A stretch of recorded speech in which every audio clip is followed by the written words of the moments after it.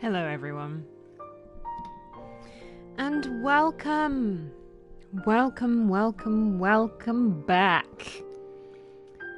to Kingdom Hearts. Today, we will be starting 2. But first, out of the kindness of my heart, I attempted to try and give you guys a summary of the story so far. Because I know that people can't be here for all of the story. There's a lot of it, and it gets really complicated once you hit this son of a bitch. But I will do my best. I've been writing this for an ashamed amount of hours today.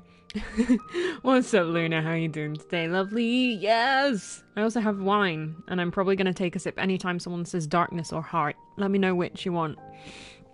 Which one shall I die on? Which I haven't got that much wine, to be honest, but yeah, I will drink whenever we hear maybe the light, the darkness, or hearts, whichever one. Maybe hearts. So, our summary. Our adventure began on Destiny Islands, the tropical paradise home of 3 young friends, Sora, Riku, and Kairi. The 3 are apparently not happy with their peaceful island, however, and decide that, yeah, let's go explore new worlds on our custom-built raft. This can only end well. We learn our friend Riku has some grievances with the friendship, as apparently winning a race and being more around their friend Kairi means that she'll like one of them better than the other or something. I'm not really convinced. Either way. Anyway, coincidentally, one night the island is attacked by the darkness. Maybe because Riku opened a door to it as he let his heart be taken over by it. Yes, I guess because of the whole Kairi thing. I don't know. I'll blame puberty. Sora finds Riku, who promptly Cheerios to let the darkness take over him. Sora then finds the Keyblade, a mysterious weapon that is in all aspects a giant fucking key. He decides to smack the Darkspawn with this key, which goes better than anyone expects, and just as he finds Kairi, she goes full ghost mode and flies right through him. Destiny Islands be destroyed, yo. Sora awakens in a mysterious town/world with a catchy theme, Traverse Town. Where are my friends at? Where am I at? Why is Squall here and why isn't he called Squall anymore? Squall tells Sora about that big old key thing and how it banishes the creatures called Heartless, who consume hearts. Suddenly... Thank you very much for the host, Jesse. How are you doing today? Suddenly, Sora is squashed by Donald and Goofy, just in case you forgot this was a Disney game, who've been sent by none other than Mickey Mouse himself to find the wielder of the Keyblade. Our boy Sora. Who, at this point, is still wondering where his friend's at. Even though Riku totally cheated at the race, apparently we still want to find him. But also, Sora has new friends now, and they all decide to find their friends and Mickey Mouse, whoop whoop, together. They travel to various worlds filled with catchy music along the way, smacking Heartless and helping out the locals, only when fully convenient and when they believe it'll help them find their friends too. Cute. Over on the dark side, we learn badass Dragon Bish Maleficent, has arranged for various Disney villains to get the 7 Princesses of Heart to unlock the door to Kingdom Hearts when you walk away. Where? Kingdom Hearts, where they will get all the hearts, I guess, and unleash darkness and stuff. What's up, Time? How's it going? Anyway, between them, they've adopted Riku to make tea, coffee, and occasionally kidnap sentient puppets inside of space whales. Welcome to Kingdom Hearts! His new parents promise him that, sure, sweetie, we'll totally help you find Kairi, dearest. Your friend Sora doesn't care about you or Kairi anymore because he's friends with a duck and a weird dog thing. Thank God you won that race, though. And now Kairi's alone and scared, and that causes Riku to become even more edgy! Riku eventually does find Kairi. Yay! But her heart is gone. What the fuck? Where is it? Where is her fucking heart? Weird! Anyway... they meet up again, and Riku lords this over Sora, who finally catches up with him after closing keyholes of darkness in all the other worlds and stuff. And he claims that Riku is stupid for going over to the darkness. Which he is. We lose Riku again, and fight more bosses until eventually we all land at the world of Hollow Bastion. Cool water and shit. Woohoo. So, we get there and find Riku again, being fucking evil and shit. This time, however, we learned that Riku wasn't fucking around, and he's actually kind of swole now. So swole that he has the power to take our Keyblade, and with that, our supposed friends. Donald has no regrets whatsoever, that bastard. Their job is to follow the Keyblade wielder, and we no longer got it. Cut to an 80s montage of Sora running around the castle with a depressed beast whose bell has been taken because she too is a princess of heart. Bit later, we catch up with Riku and our apparent friends, telling him how we have the power of God, anime, and friendship on our side, motherfucker. We deck him right in the face with it. We get the Keyblade back, and our friends. And also Donald, I guess. Riku has a temper tantrum and is like, fuck it, goes full bad guy. He lets Ansem, who gets a fucking big-ass hard-on for studying the Heartless, lets him possess him, and now the darkness is everywhere. Riku is darkness. It's all bad. Sora and friend, and also Donald, smack Maleficent Dragon in the face before confronting full edgelord Billy Zane-possessed Riku, who explains that dun-dun-dun, Kairi, their friend, is the last Princess of Heart. But dun-dun-dun, Kairi's heart was with Sora this whole time since we done blew up Destiny Islands. Aw, isn't that sweet? Because friendship. Her heart was with him the whole time. But oh shit, that means we gotta get our heart shanked to release Kairi's heart. Fuck. We defeat Riku in mad fights, but I mean Kairi is still in a pickle. In Ultimate, yeah, you won the race, but I'm the best flex move. Sora takes Ansem's DIY I'ma take your heart Keyblade and shanks himself with it, letting Kairi wake up just in time to miss catching a fading Sora who, is now a cute little Heartless. Sora Heartless then spends about 10 minutes parkouring down Hollow Bastion before running into his friends again, and also Donald. Donald is ever eager to unwittingly smack Heartless Sora in the face, but not before Kairi recognizes Heartless Sora and restores him to human through the power of hugs. Yay! The plan! Destroy Ansem before he can unleash ultimate darkness on the world. This goes really well for Ansem when he learns, whoopsie doopsie, Kingdom Hearts is actually light, so he gets blasted right in the nips and eats hardcore death. Yay! However, the door's fucking open now, so we got to close it before the Heartless can escape. Thankfully, a fucking normal, de-edged Riku is there to help, and pulls the door closed from the inside, sacrificing himself kinda sorta. Also, Mickey's there posing, pretending to help as usual. And thus the door closes, as we leave our somewhat beloved friends inside to fend off the darkness. Will they ever return? The worlds destroyed by Ansem and friends return to their original states, and we see Kairi being pulled back away from us, back to our island paradise that everyone seems to want to get away from so bad. Sora promises they'll be together again someday, to which Kairi replies, I know you will! When you walk away, you don't hear me say... But there's more! We see the trio of heroes walking through hills somewhere, I guess. Pluto jump scares them and teases them with a letter in his mouth. Then he legs it, bad dog.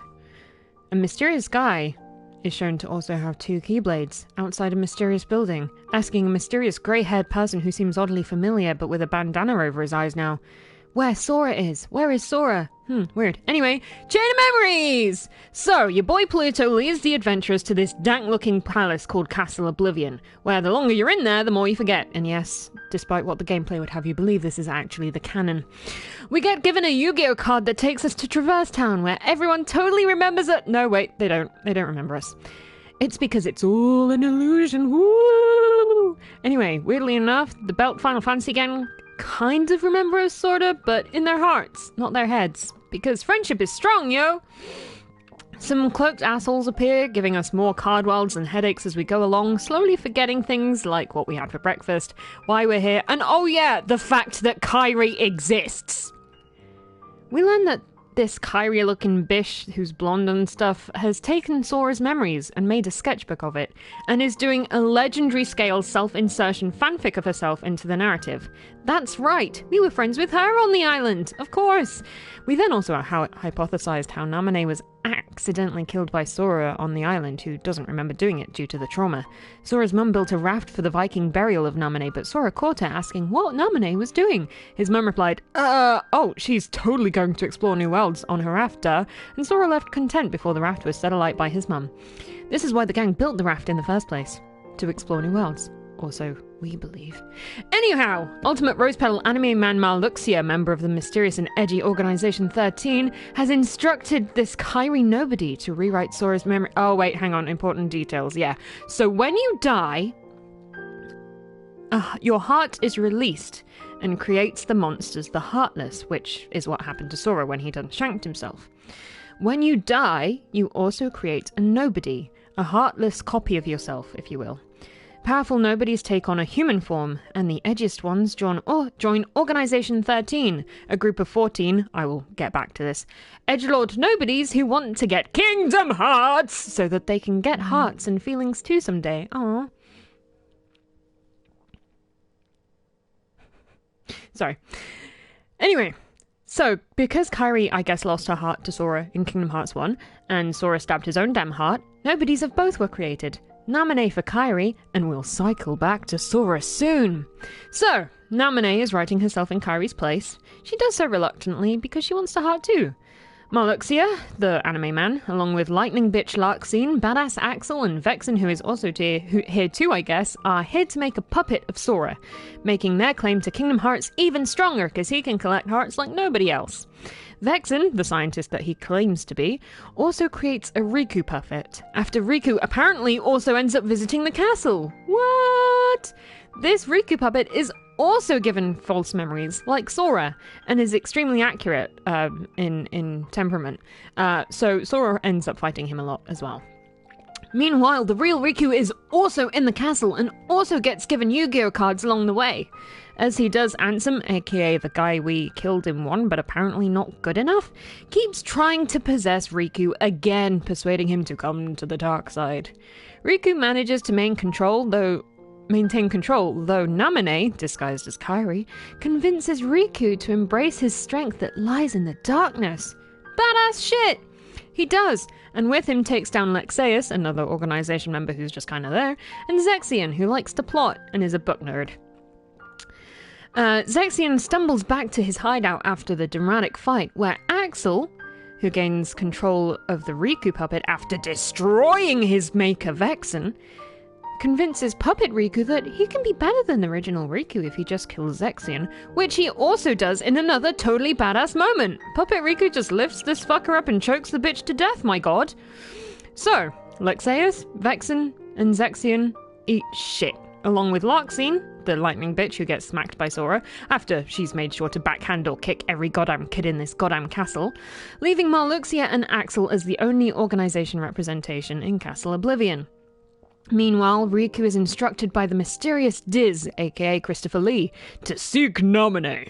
He does, but not before he finds his replica, who just wants a heart and also to be better than the original, goddammit! He fails, and Riku comforts his imposter in a sweet moment as he dies.